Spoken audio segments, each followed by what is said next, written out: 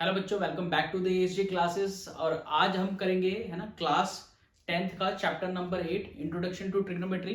ठीक है ना। सॉल्यूशन है 8.1 है ना। मैंने इसका इंट्रोडक्शन पूरा करा दिया है 8.1 का डिटेल में, तो उसको पहले चेकआउट कर लेना।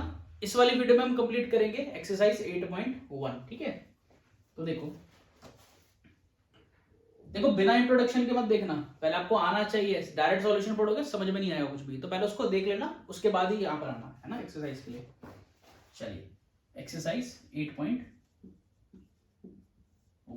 क्या कह रहे हैं, क्वेश्चन नंबर 1 है ना।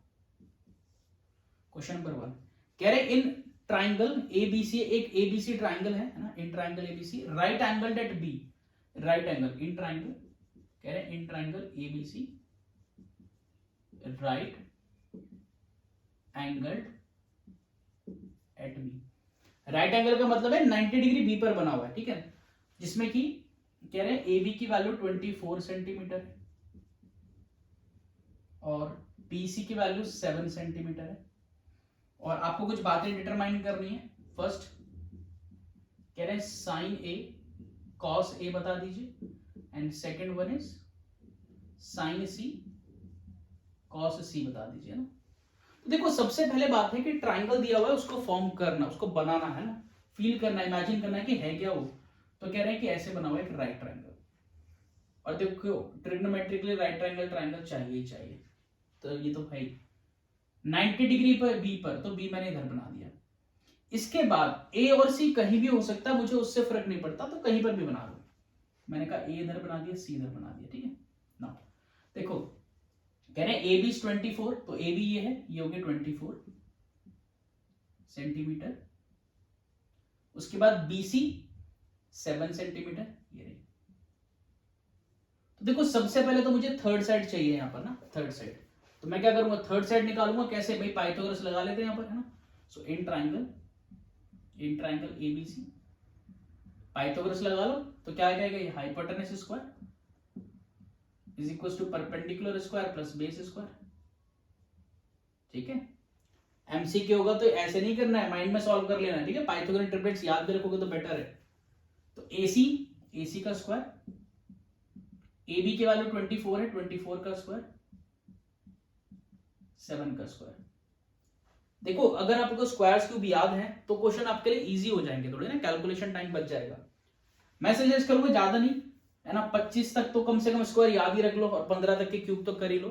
तो कम से कम एक दिन में एक स्क्वायर एक क्यूब तो याद कर ही सकते हो ना, तो ट्राई करो। यहां सॉल्व करते हैं AC, तो 24 का स्क्वायर होता है 576, 7 का स्क्वायर होता है 49। ठीक है, दोनों को सम अप कर लो। सो AC स्क्वायर इज व्हाट 625, तो 625 किसका स्क्वायर है 25 का। सो AC is what 25 centimetre. Third side पता चल गई मुझको, तो दिस इज 25 सेंटीमीटर। ठीक है ना। अब जो पूछ रहे कर देते हैं सॉल्व है ना। सॉल्यूशन फर्स्ट कह रहे साइन ए, तो देखो मैंने आपको एक चीज बताई थी भाई, साइन क्या होता है परपेंडिकुलर अपॉन हाइपोटेन्यूज।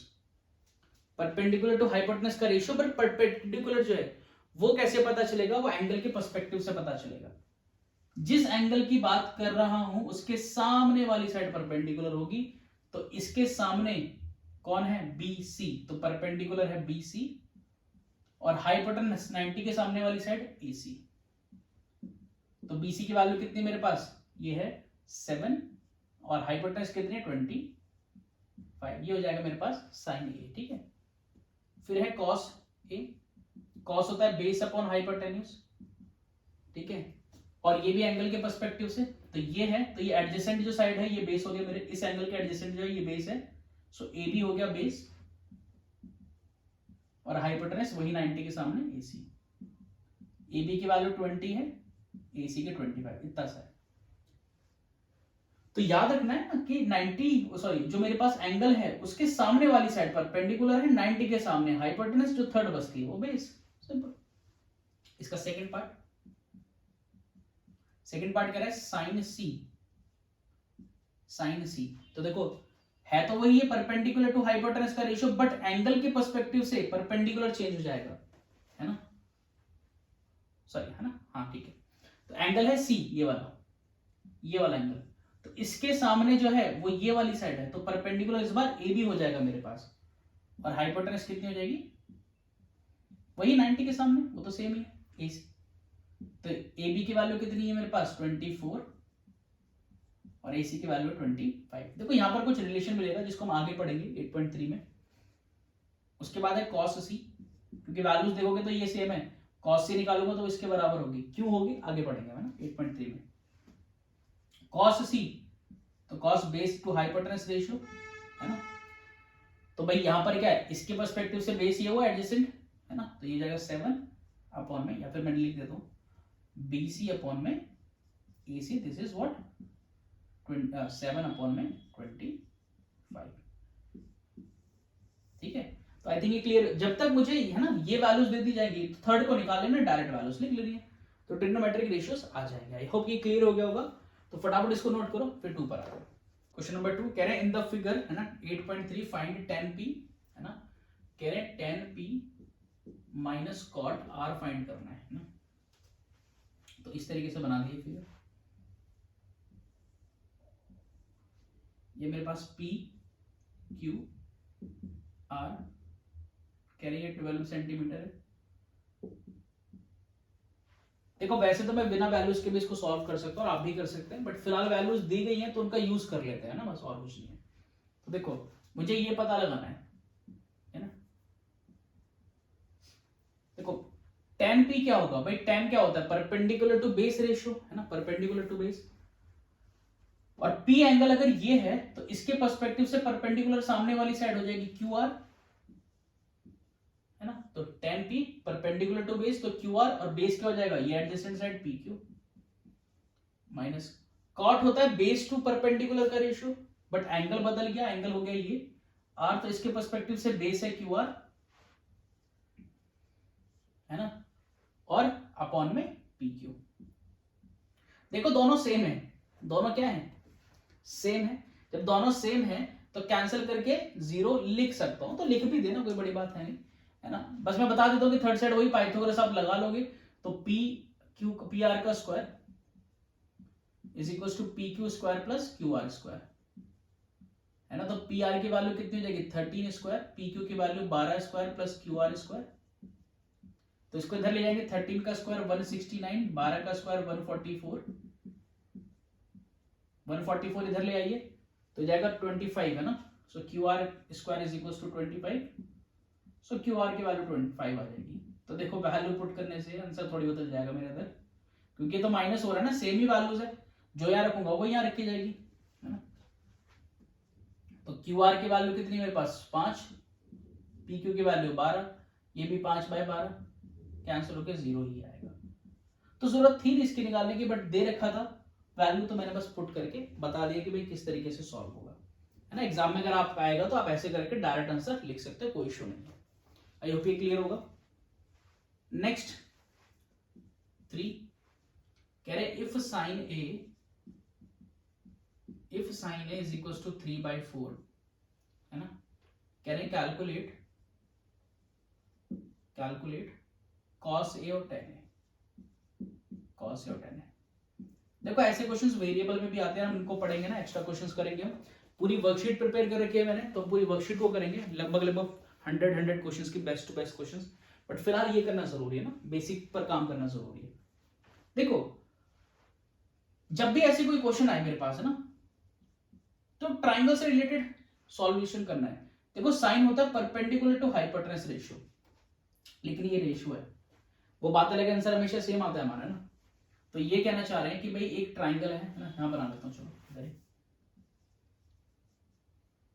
देखो ये वाला जो एंगल है ये एक्यूट एंगल है, इस एंगल को आप कहीं पर भी बनाओ, यहां पर भी फर्क नहीं पड़ेगा, बट मैं सजेस्ट कर रहा हूं कि यहां बना लेना, क्योंकि देखो हमारा एक नेचुरल टेंडेंसी है, अगर मैं एक ट्राइंगल बनाऊंगा आपको ऐसे और आपसे पूछूंगा परपेंडिकुलर बताओ, तो आप बिना सोचे समझे आप परपेंडिकुलर इसको ही बताने वाले हो, क्योंकि ये वर्टिकल लाइन है। तो जब मेरे को परपेंडिकुलर यही सोचना है तो क्यों ना मैं इसी एंगल को मान के चलूं, तो क्वेश्चन इजी हो जाता है, ज्यादा दिमाग लगाने की जरूरत नहीं बनेगी।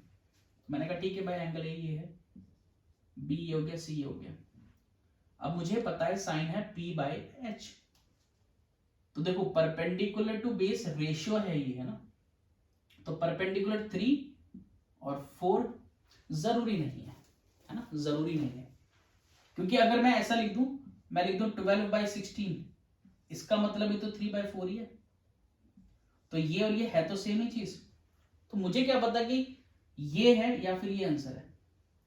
लेकिन क्वेश्चन में भी रेशियो पूछा जाता है, तो बाद में जाकर जो वैल्यू आती है, अगर रेशियो देखो नॉर्मली क्या करते हैं, अगर 3:4 बोला गया है, ये रेशियो है, तो मैं इनको वैल्यू बनाने में ना, एक्यूरेट वैल्यू बनाने के लिए मैं इसमें कॉमन मल्टीप्लाई कर देता हूं। देखो ना ध्यान से, इसी से समझ लो, जैसे 3/4 था, अगर मैं ऊपर भी 4 मल्टीप्लाई कर दूं, नीचे भी 4 कर दूं, एक कॉमन वैल्यू मल्टीप्लाई कर दी, तो 3 × 4 12 बनेगा, 4 × 4 16, तो मैं रेशियो से एक्यूरेट वैल्यू पर पहुंच गया। बेसिकली रेशियो कैसे बनता है, कॉमन वैल्यूज को काट कर ही तो बनता है ना, तो हमें कॉमन मल्टीप्लाई कर देते, कभी एक्स ले लेते कभी के, फर्क नहीं पड़ता, सेम होना चाहिए। तो यहां पर भी मैं ऐसा कर सकता हूं ना कि भाई अगर ये 3:4 है तो परपेंडिकुलर 3 के ले लिया और मैंने हाइपोटेनस ले ली 4 के, ऐसा करोगे तो भी ठीक है, और अगर डायरेक्ट 3 और 4 ले लोगे तो भी ठीक ही है। मैं दोनों से करा देता हूं, लेकिन फिर मैं डायरेक्ट ही करेंगे उसके बाद, ठीक है ना। तो देखो इसमें हम पाइथागोरस लगा लेते हैं। So in triangle ABC, in triangle ABC Pythagoras लगाऊंगा, सो ये this is what, AC square is equal to कितना हो जाएगा, perpendicular BC square plus base AB square, है ना। AC की वैल्यू है 4K, तो 4K का स्क्वायर प्लस BC 3K का स्क्वायर प्लस AB स्क्वायर। देखो इधर सॉल्व करूंगा 16K स्क्वायर आ जाएगा, और ये 3K स्क्वायर इधर आकर माइनस हो जाएगा, है ना, 9K स्क्वायर। क्लियर बात, प्लस AB स्क्वायर, इसमें से ये माइनस करूंगा, कितना आ जाएगा, 7K square is equal to AB square. तो जब इसका रूट करूंगा तो AB की वैल्यू क्या है, देखो K का स्क्वायर K हो गया, 7 का √7, तो √7K आ जाएगा, है ना। अब क्योंकि मुझे रेशियो ही फाइंड करना है, तो cos A कितना हो जाएगा, देयरफॉर cos A, भाई एंगल ये है तो बेस ये हो गया, हाइपोटेनस ये हो गया, तो ये √7K आ गया था, √7K, है ना। तो cos A कितना हो जाएगा, बेस यानी कि AB upon hypotenuse AC, so this is what, √7K upon में 4K। तो देखो K से K कैंसिल हो गए,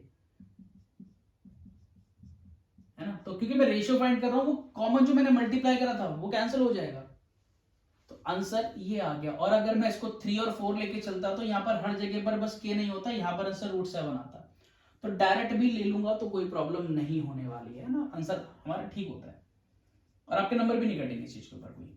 सो 10A इज व्हाट, परपेंडिकुलर यानी कि BC और बेस यानी कि AB, है ना, परपेंडिकुलर टू बेस का रेशियो होता है, तो BC है 3K और √7K, K से K कैंसिल, तो 3/√7। आई थिंक ये चीज क्लियर हो गई होगी। तो जो आगे के क्वेश्चन होंगे वहां पर मैं ये K या फिर वो कॉमन वैल्यू का मल्टीप्लीकेशन नहीं करूंगा, डायरेक्ट वैल्यू कंसिडर करके सॉल्व करने वाला हूं। आई थिंक अब ये क्लियर हो गया होगा, ठीक है। चलो नेक्स्ट, थर्ड के बाद फोर्थ पर आते हैं ना, फोर्थ भी ऐसे ही है, क्वेश्चन नंबर 4 कह रहे हैं given that 15 cot A is equals to 8, है ना, कह रहे हैं find sin A and sec A, कह रहे हैं ना sin A, कह रहे हैं फाइंड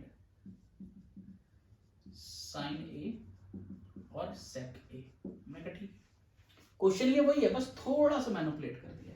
यहां पर मुझे रेशियो दे रखा था, है ना, यहां पर क्या है 15 इधर है, तो देखो इसको इधर ले जाता हूं, क्या दिक्कत है भाई, cot A is equal to जो मल्टीप्लाई में नीचे डिवीजन में आ जाएगा, लो वही क्वेश्चन हो गया प्रीवियस वाला, बस ट्रिग्नोमेट्रिक रेशियो डिफरेंट है, तो कोई नहीं, एक ट्रायंगल बना लिया 90 डिग्री, ये एंगल A है, मार्क कर दिया इधर, ये B हो गया, ये C हो गया, ठीक है। कॉट क्या होता है, देखो अब मैं ये नहीं लूंगा K वगैरह, मैं डायरेक्ट लिख दूंगा ना, कॉट होता है बेस टू परपेंडिकुलर का रेशियो, तो इस एंगल के पर्सपेक्टिव से बेस है ये, तो ये हो गया 8 और ये हो गया 15, ठीक है। पाइथागोरस लगा लेते हैं इसके अंदर, है ना, अप्लाई पाइथागोरस,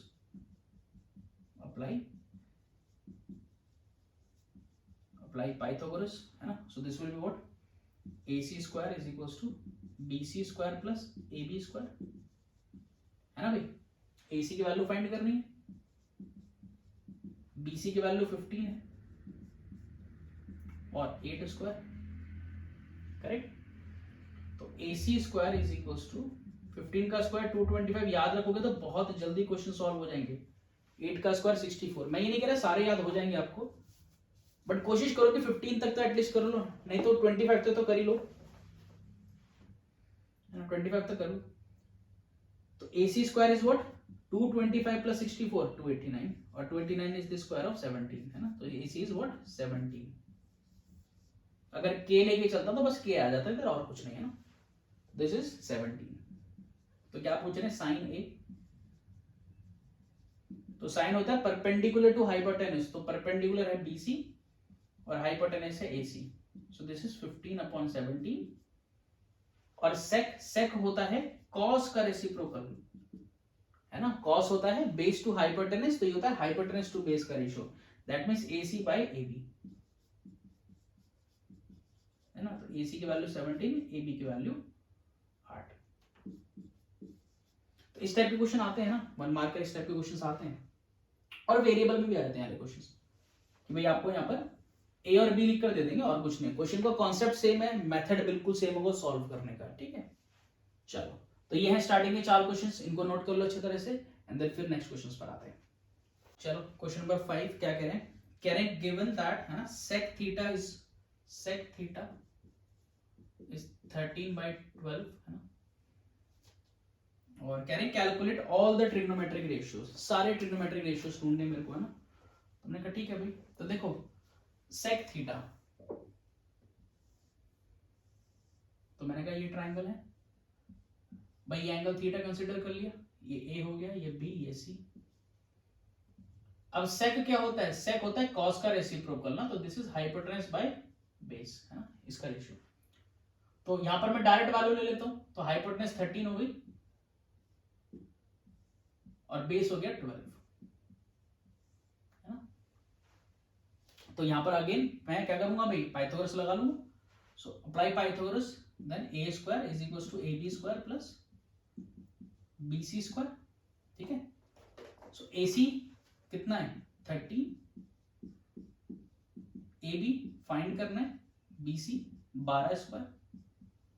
तो ये पाइथागोरस इंटरप्रेट होता है, याद हो जाते हैं बच्चों को, है ना. 12 13 5 सॉल्व करते हैं, तो 13 का स्क्वायर 169, AB स्क्वायर प्लस 144, इसको इधर ले जाता हूं, तो 169 is equals to AB square, sorry 169 minus 144 is equals to AB square. 169 minus 144 is 25 AB square. So AB की कितनी वैल्यू आएगी भाई, 25 किसका स्क्वायर होता है, 5 का ना, तो AB इज व्हाट 5. अब मेरे को पूछ रहे हैं सारे ट्रिग्नोमेट्रिक रेशियोज बताइए, 6 होते हैं टोटल, तो एक एक करके लिख लेते हैं. साइन थीटा, कॉस थीटा, उसके बाद आपका टेन थीटा, फिर कोसेक थीटा. देखो सेक थीटा दिया ही हुआ है उसके अंदर, तो बचता हमारे पास कॉट थीटा. तो साइन होता है परपेंडिकुलर टू हाइपोटेन्यूज. अब एंगल सबके लिए सेम ही है यहाँ पर ना, तो P बाय एच. कॉस होता है B बाय एच. टेन इन दोनों का division P by P, sorry P by B. Cosec sine का रेसिप्रोकल H बाय P, और कॉट टेन का रेसिप्रोकल B बाय P. तो मुझे बस क्या करना है, वैल्यू उठाओ चिपकाओ, है ना भाई. तो परपेंडिकुलर 5 है, हाइपोटेनस 13 है, तो 5/13. बेस 12 है, हाइपोटेनस 13 है, तो कॉस हो जाएगा 12/13. टेन 5 है, बेस 10 में परपेंडिकुलर 5 है, बेस 12 है, तो 5/12. कॉसेक साइन का रेसिप्रोकल होता है, तो ये हो जाएगा 13/5. कॉट 10 का रेसिप्रोकल है, तो 12/5. ये हो गए ट्रिग्नोमेट्रिक रेशियोज. चाहो तो फिर सेक थीटा लिखना है तो लिख लो, तो सेक थीटा तो वैसे भी मेंशन ही है मेरे को. कॉस का रेसिप्रोकल होता है H by B, this is 13/12. I think ये चीज अब क्लियर है बिल्कुल, है ना, कि किस तरीके से इनको सॉल्व करना है। तो नोट करो इसको। फिर क्वेश्चन नंबर 6 को करते हैं ना, थोड़ा प्रूविंग वाला क्वेश्चन है। क्वेश्चन नंबर 6 है, कह रहे हैं if angle A and B, है ना, are acute angles, angle A and angle B are acute angles, ठीक है, सच दैट, है ना, सच दैट इस तरह से है कि cos A की जो वैल्यू है वो बराबर है cos B के। दैट मींस ये गिवन है मुझको ना, तो कह रहे हैं शो दैट, है ना, then show that angle A is equal to angle B, ठीक है ना, angle A is equal to angle B। देखो ये क्वेश्चन बेसिकली ना ज्यादातर क्या करते हैं, है ना, स्किप कर देते हैं बच्चे भी, है ना, और इसको ज्यादातर क्या करते हैं स्कूल्स वगैरह में डायरेक्ट करा दिया जाता है ना, डायरेक्ट समझो कैसे, है ना, एक लाइन में हो जाता है ना। कह रहे ए और बी एक्यूट एंगल्स हैं, तो मतलब 90 से छोटे ऐसे बना दिया, एक राइट एंगल ट्रायंगल 90 है, तो ये एक एंगल ए हो गया, ये एंगल बी हो गया, है ना, इस एंगल को सी मान लिया, ठीक है। तो क्या करा कि भाई उन्होंने बोला है cos ए बराबर cos ए है, तो cos ए क्या होगा, बेस टू हाइपोटेनस रेशियो, है ना, तो बेस हो गया भाई cos ए क्या हो जाएगा, बेस AC हाइपोटेनस AB, और cos B क्या हो जाएगा, base BC hypotenuse AC।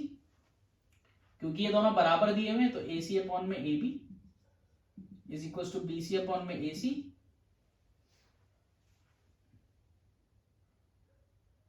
Sorry इधर ये आएगा AB, ये AB से AB कैंसिल हो गया, तो बचता क्या है, AC is equal to BC। मतलब ये इसके बराबर हो गई। जब ये दोनों बराबर हैं भाई, एक आइसोसेलेस ट्रायंगल, दो साइड इक्वल है तो अपोजिट के एंगल इक्वल होंगे, दैट मींस एंगल ए बराबर एंगल बी, ऐसा कर देते। बट ये गलत है ना। रीजन है इसका, रीजन है मुझे पूरे क्वेश्चन के अंदर कहीं पर भी मेंशन नहीं करके दिया है कि ये दोनों एंगल एक ट्रायंगल के एक्यूट एंगल्स हैं। समझ रहे हो बात को? क्वेश्चन क्या कह रहा है, क्वेश्चन के अंदर कहीं पर भी मेंशन नहीं है कि ये जो दोनों एंगल्स हैं वो किसी एक ही ट्रायंगल का पार्ट है, और यही क्वेश्चन को हल्का सा ट्रिकी बनाता है, ठीक है ना। तो ये नहीं करना है हमको ना, ये नहीं करना है। चलो तो कैसे है, देखो एक के ना हो, बट इस बात की तो श्योरिटी के दो ट्रायंगल के तो है ही है कम से कम। भाई हो सकता है कि एक एक ये हो, लेकिन मैं कंसीडर नहीं कर सकता। तो दो एंगल है तो दो ट्रायंगल में तो होंगे ही होंगे, है ना। सो मैंने ट्रायंगल बना लिए, एक ट्रायंगल ऐसे हो गया, है ना, ए बोल दिया इसको, ए सी डी, और दूसरा ट्रायंगल हो गया भाई ट्रिग्नोमेट्री है तो मेरे को राइट एंगल ट्रायंगल की रिक्वायरमेंट है, तो मैंने राइट एंगल ट्रायंगल का एक्यूट एंगल ले लिए, बी ई एफ, ये दो ट्रायंगल्स ले लिए मैंने। तो देखो मुझे ये पता है कि cos A बराबर cos B है ना, cos A बराबर cos B है। देखो ये एक राइट एंगल ट्रायंगल है ना, तो पाइथागोरस तो दोनों में अप्लाई हो ही सकती है। देखो cos A is equal to cos B है, दिस इज गिवन, ठीक है ना। तो cos A कितना होगा भाई, इसके पर्सपेक्टिव से बेस टू हाइपोटेनस का ratio, that means AC upon में AD, और ये क्या होगा cos B, इसके पर्सपेक्टिव से बेस हो जाएगा BE अपॉन में BF,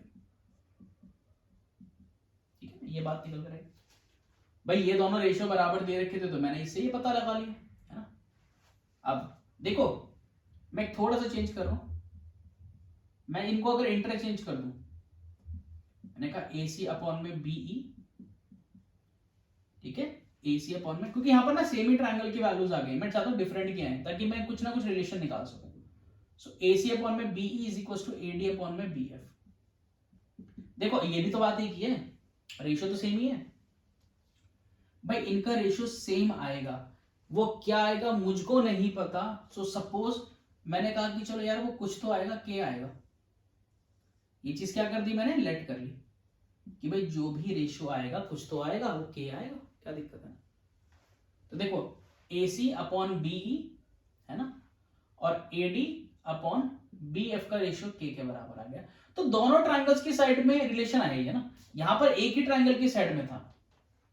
अब देखो इसको थोड़ा सा और फर्दर मैं इलैबोरेट करूं या सॉल्व करूं, देखो ये सारे रेशियोज बराबर है, दैट मींस एसी अपॉन में बीई जो है वो किसके बराबर है, के बराबर है, एंड एडी अपॉन बीएफ किसके बराबर है, के बराबर है। इसको इधर भेज दिया, इसको भी इधर भेज दिया, तो क्या निकला, AC is equal to K dot B E के इक्वल है, and AD is equal to K dot BF के इक्वल है। यहां से दो बात ये पता चले मैंने, ठीक है भाई। अब देखो जरा, इस वाले ट्राइंगल में और इस वाले ट्राइंगल में पाइथागोरस लग सकती है ना भाई, लग सकती है। तो मैंने कहा इन ट्राइंगल ACB पाइथागोरस लगाऊंगा तो AD स्क्वायर भाई hypotenuse square is equal to perpendicular CD square plus AC square. देखो ध्यान से, AC की और AD की वैल्यू मेंशन है मुझको in terms of BE and BF, तो उस ट्राइंगल से रिलेशन कुछ ना कुछ मिलेगा ना। तो क्या करूंगा, AD की वैल्यू ये रही K dot BF whole square CD square, AC की वैल्यू है के डॉट BE, इस पूरे का होल स्क्वायर है ना भाई। देखो इसको सॉल्व करूंगा तो ये जाएगा K square dot BF square, दोनों का स्क्वायर होगा ना, मल्टीप्लाई होगा, is equal to CD square, ये हो जाएगा K square dot BE square. इस वैल्यू को उठाकर यहां ले आते हैं ना, ट्रांसपोज कर देते हैं इसको, तो ये जाएगा K square minus K square dot K square BF square, ये वैल्यू इधर आएगी तो माइनस हो जाएगी K square dot BE square, and this will be equal to what, CD square. तो मैंने कुछ नहीं करा, बस ट्रांसपोज करा वैल्यू को ना।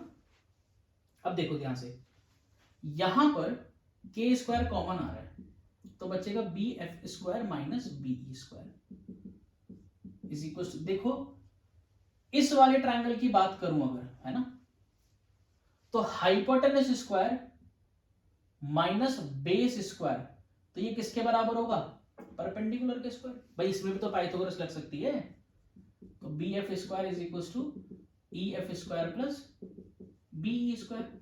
मैं BE स्क्वायर को इधर ले गया तो BF square minus BE square किसके बराबर होगा, EF स्क्वायर के। बात समझ में आ रही है। तो मैंने क्या करा, बस इसको रिप्लेस कर दिया EF से, तो जाएगा K square dot EF square, इसको नीचे ले जाते तो के स्क्वायर किसके बराबर आएगा, CD स्क्वायर। देखो सारे स्क्वायर है, क्यों ना स्क्वायर रूट कर दिया जाए, स्क्वायर रूट कर देते हैं तो के बराबर क्या आएगा, CD अपॉन में EF। देखो हुआ क्या, आधा तो समझ नहीं आया कि हुआ क्या और क्यों करा, देखो समझो। इन ट्रायंगल की बाकी दो साइडों का रेशियो के था, मैंने क्या करा, इसकी थर्ड साइड CD इसकी थर्ड साइड है और EF इसकी थर्ड साइड है, इसकी थर्ड साइड का रेशियो भी के करा। वो रेशियो क्या, मुझे क्या मतलब है, मुझे मतलब है रेशियो इक्वल होना चाहिए, क्या है उससे कुछ लेना देना नहीं है।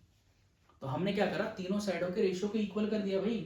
तो देखो ना, इसका इसका इसका इसका इसका इसका तीनों साइडों का कॉरेस्पॉन्डिंग साइड का रेशियो इक्वल है। तो now in triangle ACB, sorry in triangle ACD and triangle BEF, ध्यान से देखो ना, AC अपॉन में BE बराबर AD अपॉन में BF, और ये भी तो के ही बराबर है,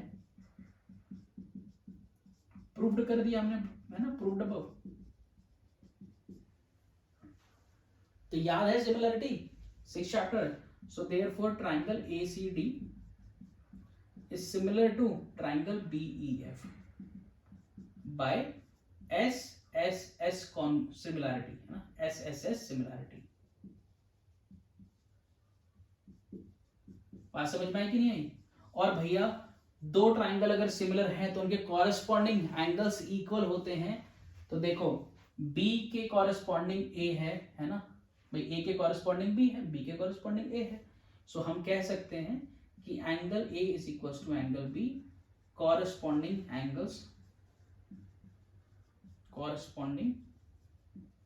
angles of similar triangles are equal, ये है इसका एक्चुअली प्रूफ, है ना। तो बेसिकली क्या करते हैं, इतना सारा प्रूफ करने से बेटर है क्या करते हैं, वो शॉर्टकट तरीका हो जाता है। लेकिन मुझे क्वेश्चन में मेंशन नहीं होता है कि वो जो दो ट्राइंगल हैं वो किसी एक ही, वो दोनों एंगल्स जो है ए और बी वो किसी एक ही ट्राइंगल के। अगर मेंशन होगा तो इतना सब करने की जरूरत नहीं बनेगी, तब उसी से डायरेक्ट कर लूंगा। तो क्वेश्चन काफी अच्छा एग्जाम में आ भी जाता है ना।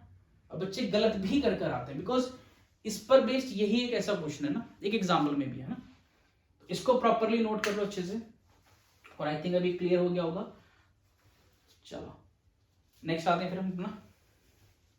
चलिए क्वेश्चन नंबर 7 कह रहे हैं इफ कॉट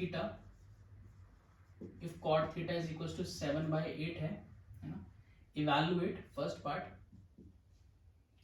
कह रहे हैं 1 plus sine theta 1 minus sine theta upon 1 plus cos theta, ये बताना है आपको। और सेकंड पार्ट यहाँ लिख देते हैं। चलो पहले फर्स्ट कर लेते हैं, क्योंकि सेकंड में कुछ है नहीं एक्चुअली, ठीक है। चलो तो पहले सेकंड वाला करा देते हैं, क्या ही दिक्कत है उसमें। कह रहे हैं कॉट स्क्वायर थीटा बताना, इसको क्या बोलेंगे, कॉट स्क्वायर थीटा।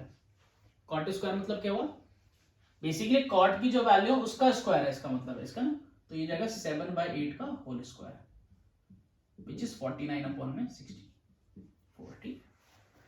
तो कुछ है नहीं उसमें। देखो ये वाला जो क्वेश्चन है, जब हम अपना फोर्थ एक्सरसाइज भी पूरी कर लेंगे ना, पूरा चैप्टर कर लेंगे, उसके बाद हम समझ जाएंगे कि इसको हम डायरेक्ट भी कर सकते थे, बट फिलहाल इसको हम फर्स्ट एक्सरसाइज के कॉन्सेप्ट से ही करने वाले हैं, मतलब ट्राइंगल वाले कॉन्सेप्ट से, है ना। देखो यहां से, लेकिन एक चीज तो देखो हो सकती है, यहां पर ना ट्रिग्नोमेट्री के अंदर अलजेब्रिक आइडेंटिटीज बहुत यूज होती हैं, अलजेब्रिक आइडेंटिटीज, है ना। तो अच्छी तरीके से याद करके रखनी है। तो देखो यहां पर भी वो अप्लाई हो रही है, a प्लस बी, है ना। दोनों की फर्स्ट टर्म्स, दोनों के देखो फर्स्ट वैल्यू सेम है, दोनों की सेकंड वैल्यू सेम है। सो a प्लस बी और a माइनस बी कह सकता हूं, सेम यहां पर a प्लस बी और a माइनस बी कह सकता हूं। तो a प्लस बी और a माइनस बी क्या होता है भाई, a plus B a minus B, this is what a square minus B square. तो देखो साइन थीटा का अगर स्क्वायर लिखना है तो ऐसे लिख सकता हूं, है ना, होल स्क्वायर। या फिर एंगल का स्क्वायर नहीं करना, ये मल्टीप्लीकेशन है, ये बता रहा है कि इस एंगल पर इसकी वैल्यू, तो इसको क्या लिखेंगे, साइन स्क्वायर थीटा, ये ऐसे लिखा जाता है। बच्चे कर देते हैं ऐसा, ये गलत है ना। साइन स्क्वायर थीटा स्क्वायर, ये भी गलत है। समझ में आ रही बात। तो ये होगा, चलो तो यहां पर क्या होगा, a plus B a minus B, that means देखो a का मतलब है 1, 1 का स्क्वायर तो 1 ही है, तो 1 माइनस, और साइन थीटा का square sine square theta. a plus B a minus B, तो 1 का स्क्वायर 1, और कॉस की जगह कॉस स्क्वायर थीटा। तो यहां पर भी और यहां पर भी ये आइडेंटिटी अप्लाई कर दिया, ठीक है। तो देखो ये भी आइडेंटिटीज ही होती है, बट अभी उन पर बात नहीं करेंगे। तो फिलहाल हम करेंगे इसके पर्सपेक्टिव से। देखो कॉट थीटा, थीटा एंगल यहां बना दिया, a बोल दिया B C, this is 90। Cot is what, base to perpendicular ratio, है ना। तो बेस है 7 और परपेंडिकुलर है 8, है ना। तो हाइपोटेनस कितनी निकल कर आएगी हाइपोटेनस, तो पाइथागोरस लगा लेते हैं इसमें। So AC square is equal to perpendicular square AB square plus base BC square, ठीक है ना। तो AC स्क्वायर AB की वैल्यू कितनी, 8, 8 का स्क्वायर और 7 का स्क्वायर। AC स्क्वायर कितना हो जाएगा, 7 का स्क्वायर 64, सॉरी 8 का स्क्वायर 64, 7 का स्क्वायर 49। देखो ऐड करते हैं कितना बनेगा, 9 और 4 13, 6 और 4 10 और 11, तो 113 बनेगा। 113 किसी का स्क्वायर नहीं है, कोई प्रॉब्लम नहीं। AC is equal to root 113 लिख देंगे, बात खत्म। स्क्वायर रूट में आ सकते हैं, कोई दिक्कत थोड़ी है। Now just put the values, तो क्या आएगा भाई, 1 माइनस साइन क्या होता है परपेंडिकुलर, देखो ये हो गया रूट 113, क्योंकि स्क्वायर हो रहा है तो हट ही जाएगा रूट, है ना। तो कॉस साइन कितना है, perpendicular to hypotenuse, so that means 8 upon root 113 का होल स्क्वायर, ऐसे लिखूंगा ना, upon 1 minus cos base upon hypotenuse, तो रूट 7 अपॉन में रूट 113 होल स्क्वायर। ठीक है, सॉल्व करते हैं। दिस इज 1, 8 का स्क्वायर करूंगा 64, दिस 113 बिकॉज रूट से स्क्वायर हट जाएगा, ये स्क्वायर है तो दोनों पर अप्लाई होगा। ठीक है ना, अपॉन 1 माइनस 7 का स्क्वायर 49 अपॉन 113। सॉल्व करते हैं। देखो एलसीएम लेना पड़ेगा इनका, एलसीएम लूंगा तो 113 माइनस 64, देखो ये 1 हो गया, इसके नीचे 1, तो ये इधर मल्टीप्लाई हो गया ना। अगर एलसीएम लेना नहीं आता तो सिंपल करो, इनको मल्टीप्लाई करके क्रॉस मल्टीप्लाई कर लो, वो बेटर है ना, upon 113 and whole divided by this, तो 11 ये हो जाएगा 113 माइनस 49।